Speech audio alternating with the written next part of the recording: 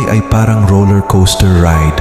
Sa bawat kurbada at pagtaas ng roller coaster ng buhay, may mga bagong karanasan at pagsubok na naghihintay na dapat nating harapin. Hindi lahat ng problema ay masusolusyonan ng pag-iinom, at ang paggamit ng alak upang takpan ang mga suliranin ay maaaring magdulot ng mas malaking komplikasyon sa hinaharap. Sa halip, mahalaga na hanapin natin ang mga tunay na solusyon sa pamamagitan ng pagharap sa mga problema ng bukas ang isip at pusong handang matuto at magbago.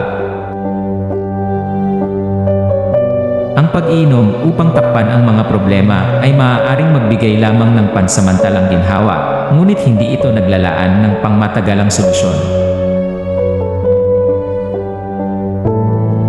Sa halip na umasa sa alak bilang escape, mahalaga na tukuyin natin ang ugat ng ating mga suliranin at hanapan ito ng maayos na solusyon na makakatulong sa atin magkaroon ng tunay na kapayapaan at kaligayahan.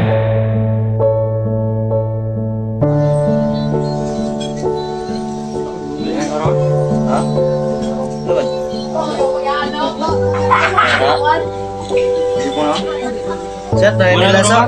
Set sa nilasok. Set talas. That's pa. Oo, muna ka. Ada mo yan to da. Nungay mo to dia. Kaya nung drive. Dali, ilayo lagi. Sige, ayo. Hindi nila alam na sa pag-alis niya ay meron siyang binabalak na hindi mabuti.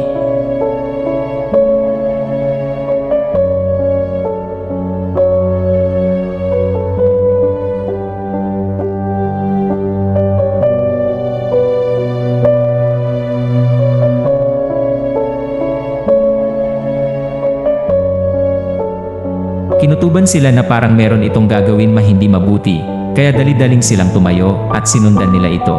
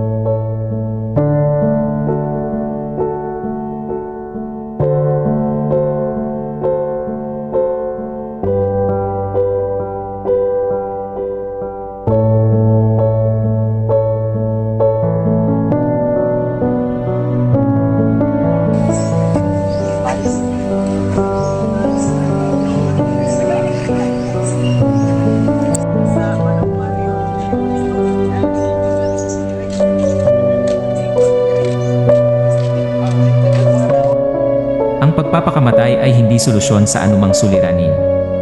Sa halip na pagpapakamatay, mas mainam na humanap ng tulong mula sa mga kaibigan o pamilya at maghanap ng mga positibong paraan upang labanan ang mga hamon sa buhay. Paalala, hindi lahat sa paligid natin ay handa tayong damayan at tulungan, ngunit may mga biyayang dumarating mula sa mga taong ipinadadala ng Panginoon sa ating buhay na handang magbigay ng tulong at suporta. Sa mga oras ng kahirapan, mahalaga na bukas tayo sa mga biyayang ito at nagpapasalamat sa mga taong handang magbigay ng kanilang oras at pagmamahal. Ang pagtanggap sa tulong mula sa mga taong ito ay isang paalaala na hindi tayo nag-iisa sa pagharap sa mga hamon ng buhay. May mga anghel sa anyo ng mga taong handang mag-alay ng kanilang tulong at pagmamahal.